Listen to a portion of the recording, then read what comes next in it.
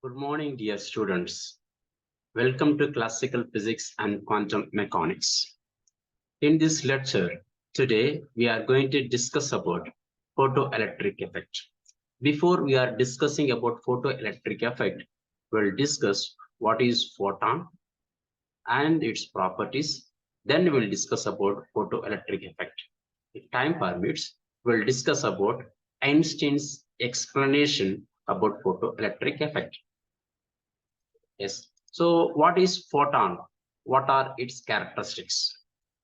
Photon, it is a packet of energy, or we can say it is a bundle of energy. It is a bundle of light energy, which is called photon.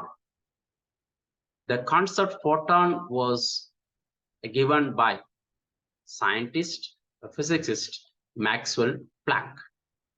He told that photon is a packet of energy, or it's a quanta. Quanta means it's a packet of energy. So he has derived an equation, okay, which represents the energy of the photon. Okay, the energy of the photon E is equal to h nu, where h is the Planck's constant, which is equal to 6.626 into 10 to the power minus 34 joules second, and nu is the frequency of the radiation or frequency of the electromagnetic waves. Then we can write nu, okay, frequency of the light is equal to c by lambda. So instead of this frequency, we can substitute c by lambda. Then we can arrive this equation E equal to h nu by lambda, which is nothing but the energy of the photon. Next, we'll be discussing about properties of photons. What are the properties of the photon? Photon, it is a light. It is a light. It is electromagnetic waves. So electromagnetic waves can travel, okay, with the speed of light. Or photon can travel, okay, at the speed of light. So the speed of photon is 3 into 10 to the power 8 meter per second. Okay, this is 10 to the power 8 meter per second. So photon is nothing but it's electromagnetic waves, or we can say light. So photon has zero rest mass. It is a massless particle. So it has zero rest mass. So we can say photon, okay, cannot exit at rest. Then it has mass. It has kinetic mass. Okay, it has kinetic mass because it does not have rest mass. So kinetic mass formula is, or the mathematical expression is m equal to E by c square. Okay, we can derive this equation from the mass energy equivalence. So instead of E, we can substitute this E equal to h nu formula. So if we substitute, we can get m equal to h by c by lambda. So if you know the Planck's constant value and the velocity of the photon and the wavelength of the radiation, okay, then we can calculate the kinetic mass of the photon. Since it is a particle and it has velocity, we can calculate, or we can say photon as momentum. So momentum we know. Okay, how do you define momentum? Momentum, it is a product of, momentum is defined as product of mass and velocity. So if we substitute kinetic mass of the photon and the velocity, we can get this equation. So the momentum of the photon is E by c, or we can write h by lambda. If you take this kinetic mass, this is a mass, and mass times velocity. Okay, so velocity is nothing but is a c. Okay, velocity of the light is the velocity of the photon. So we can say h by c lambda times c, then c gets cancelled, then we can get this equation. So we can say photon as momentum also. So photon as zero rest mass, then photon as kinetic mass, then photon as momentum because it is a particle. Then the next property of the photon is photons can travel. Okay, photons can travel in a straight line. Okay, because it is a light, so it's a particle. Okay, so it can travel in a straight line. Then the next property of the photon is the energy of the photon does not depend on, okay, the energy of the photon does not depends on the medium. Okay, so energy of the photon depends on the frequency.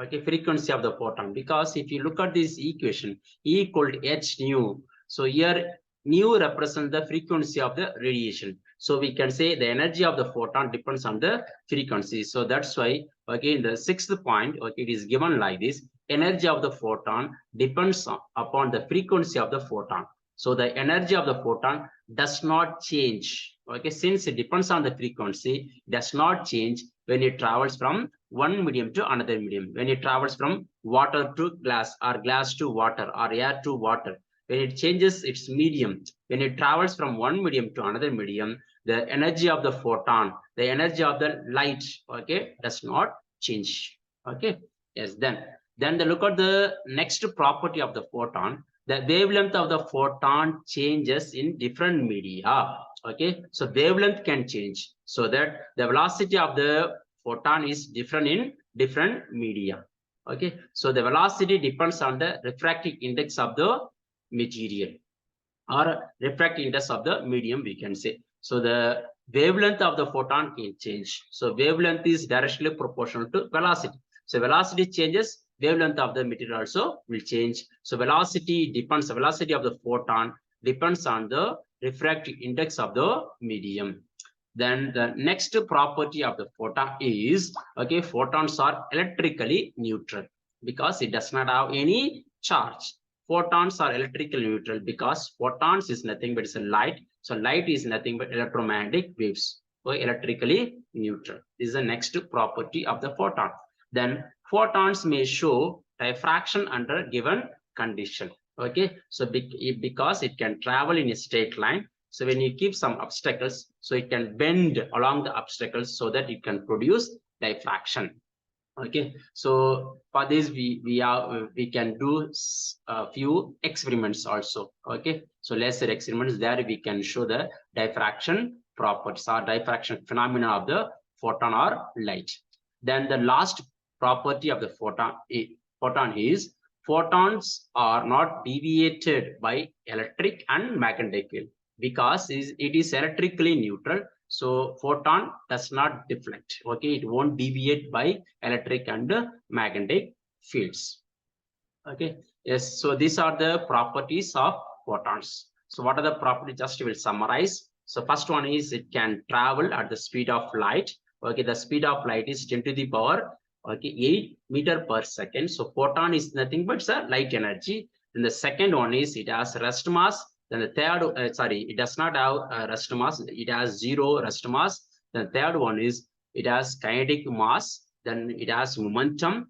Then it can travel in a straight line. Then energy, okay, depend on the frequency only. Okay, yes. So when it travels from one medium to another medium, energy of the photon or energy of the light does not change. Then the next property is, okay, the wavelength of the photon can differ. Okay, so that velocity, okay, may change when it travels from one medium to another medium. Then the next property of the photons is photons are electrically neutral because it is electromagnetic waves. Okay, it is made up of electric and magnetic field.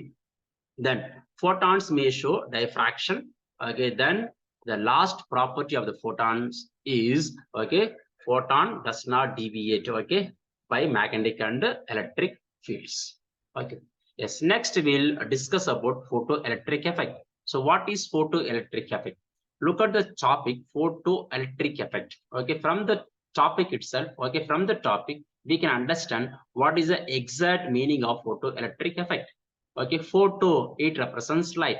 Electric, it represents the electric charge.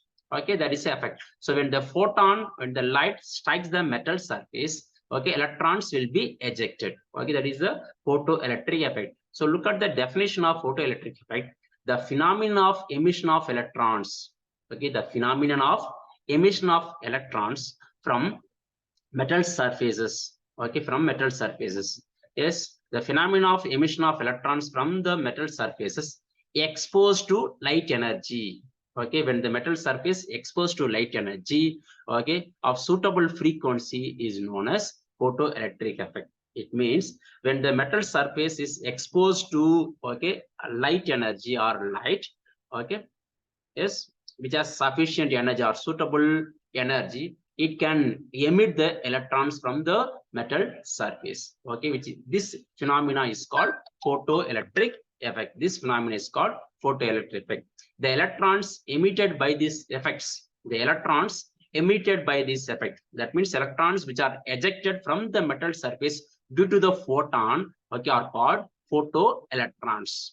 So we can say electrons emitted by this effect is called photoelectrons. So now electrons are coming out from the metal surface. We can collect all the electrons. Okay, we can collect all the electrons. Now the electrons are moving from one place to another place. So movement of electron, okay, yes, moving of electric charge is nothing but current. So here we are getting the electrons due to the photons or photo or light, we can say. So that's why this current is called photoelectric current. So the current constituted by the photoelectrons, okay, is known as photo current. Okay, yes, now the important point. See here, this kind of phenomenon or the effect we can observe on the metal surface. Okay, so non-metal also shows shows the photoelectric effect, but up to a limited extent only. So now look at this important point. Okay, because here we can understand the definition properly. So the one thing is here again I go back to the definition of photoelectric effect. The phenomenon of emission of electrons from the metal surfaces exposed to the light energy such as X-rays, gamma rays, UV, visible light, and even infrared of suitable frequency. That means when it has the suitable energy, when you have the sufficient energy, it can emit the electrons. Otherwise, it could not possible. Okay, it is not possible. Okay, look at the diagram. So here we have here this orange color represents the metal surface. Now the UV light is passed, okay, on the metal surface, or we can say the metal is exposed to the UV light. Okay, it has sufficient energy, so it can knock out the electron which is present in the metal surface. So here we are getting the first figure or first diagram. Okay, we can see the photo electrons. Okay, yes, look at the second one here. Metals other than the algae metals. Okay, here the visible light is falls on the algae metals, but we are not getting photo electrons. Okay, yes, then look at the last diagram. Here again the algae metals we are using. Okay, the same visible light is falls on the metal surface, algae metals, then we are getting the photo electrons. Okay, yes, so when the light has a sufficient energy or suitable energy, it can knock out the electrons, which is called photoelectrons. Thank you.